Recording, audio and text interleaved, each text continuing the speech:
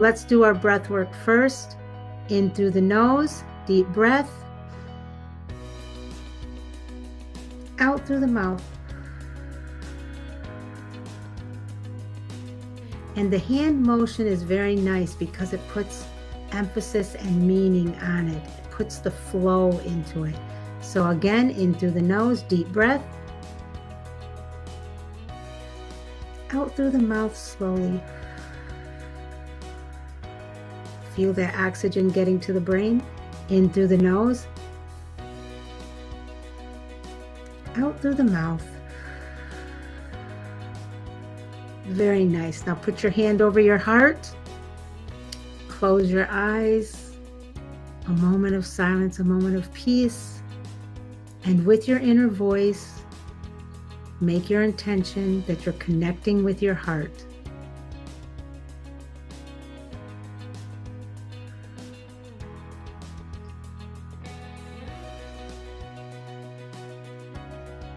There. Now we are present and in the moment. What keeps people from doing what needs to be done to heal, to be whole, and to feel that they are empowered over themselves and over their lives? My number one, in my opinion, the number one thing that holds people back is fear. Fear of facing truths that perhaps we don't want to face. Fear of the unknown. Fear of all the scams that are out there. Fear of looking deeply at yourself and within yourself. Fear that we might make the wrong or the bad choice, but nevertheless it's a choice, but it doesn't turn out the way you want or the way you think. Just fear. Fear is very, very, very real, and it's very, very debilitating when it comes to healing, health, and wellness. And it really comes from every angle. Fear of not having enough money, fear of not being safe, fear of not being successful, fear of anything, whatever it may be. And I'll give you an example. I had an experience where I had a family, a husband and a wife, who were in crisis. And the husband had left the home, or actually was kicked out of the home, and homeless, living in his car. And I know them, so I reached out and I basically said, I'm here.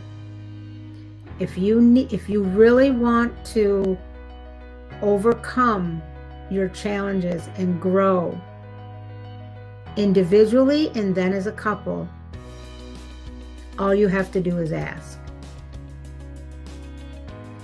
And what shocked me, I don't know if shocked is the right word, but what really got my attention is the gentleman continued to live in his car, and neither has yet committed to their own healing, health, and wellness and changing their situation. Now, in my opinion, in my book, being homeless is pretty difficult, and it's an extreme. Like, you have nowhere to go. In addition, this is a family, so now the family is broken, and there's children involved. And third, the lady is just an emotional wreck. Can't focus, unhappy, in emotional turmoil, etc., etc.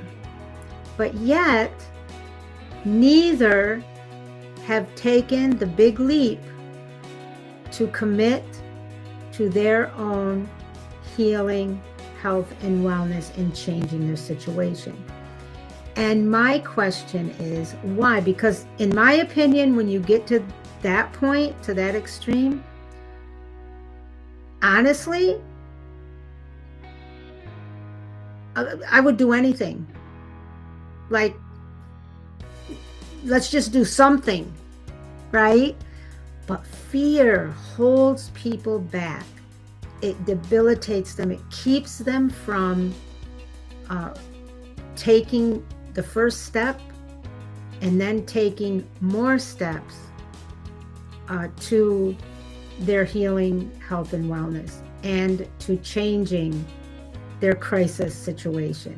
It's sad, because I can tell you that if you take the first step, if someone takes the first step, that's the hardest step. But if you take the first step and commit to doing what needs to be done, seeing it through, and actually doing it, following through, then in the end, you're much better off, because you feel at minimum that you did something, right? You overcame whatever the fear was. And you always end up in a better place when you do the work, no matter what. So fear is something that is really an obstacle for all of us, and for some of us it's a huge obstacle. So my advice and my input on the topic of fear is, you just have to do it. You just have to take the first step. And you have to take it without having a guarantee. You have to take it without having all the details. You have to take it without knowing if you're going to be successful or not, or overcome or not. Because otherwise what happens is you talk yourself out of the first step and have many, many excuses and reasons. And I mean, I can't even imagine if a decade ago, when I was 300 pounds, if I hadn't taken the first step. I was already feeling sick. And as most of you likely already know, that's where I started my journey in healing, health, and wellness. I just simply wanted to lose weight because I felt sick. And one coaching team reached out to me. I kind of shut them down and pushed them off initially. And then I looked at myself in the mirror and I said, I have to do something. I can't stay like this. I'm going to be sick. I'm already feeling ill, but I'm literally going to be sick. I was a health disaster waiting to happen. And I didn't know if I could afford what I was paying for. I didn't, long term, I didn't know if it was going to work. I didn't know if it was the right fit. I didn't know anything. And I picked up the phone, called them back, and I said, I'm ready. That's it. That was the first step. I'm ready. And it took a lot. I'm going to be honest with you. It took a lot. Yes, I did it rather quickly because I considered that I was in crisis at the time, even though if you would have seen me at the time, you wouldn't have thought that. But because I was on the path of illness, that's why I said I was in crisis. And I knew I didn't feel well, and I knew I wasn't going to get better with what I was doing. So I just did it. I just started. And then things unfolded over time. So the first step is just recognizing the fear and saying it's not going to stop me, and just take the step. Honestly, that is the first thing that anybody needs to do when you talk about true healing, and healing encompasses everything. So I use healing oftentimes, but I really healing, health, and wellness, because they're all one huge thing. And really the overarching umbrella is healing. So, you know, you have to just do it. You have to just take the step. And what I realized after I took the first step is, yeah, there was a lot of hard work. Yeah, there was a lot of commitment. Yes, I had to work through a lot of stuff, and it wasn't pretty sometimes, but I continued, because the next step is you just don't give up. You just keep going. But honestly, that's really as simple as it is. Just own the fear, overcome it, take the first step, and that's where it starts. So if your first step is coming to these live streams, when we start building our content, when we start developing topics, this week is really about introducing this to you, introducing each day, and talking a little bit about what to expect. And then I will put out videos, etc. But really, if you want to take a first step, a good first step would be just come every night, Monday through Friday, 8 p.m. Eastern Standard Time. I will have guests on at different times. I already have some in mind. And we'll do this together. We'll do this together. I'm here. I'm here for you. So nobody is alone. Nobody has to be alone. Nobody has to do it alone, and nobody should do it alone. And by the way, another thing I want to kind of put the elephant in the room I want to talk about is, for those who think, well, I'm great, I'm fine, that's wonderful.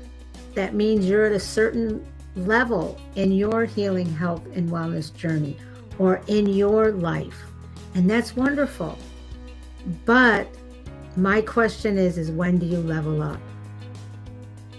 And don't forget, if we're not consistent, we don't work at these things every day, if we don't have support systems in place, if we don't have a place where we can go, that we can find like-minded people that are working on healing, that are creating a safe space for healing, then when we do face some of the trials and tribulations of life, then we will really be tested.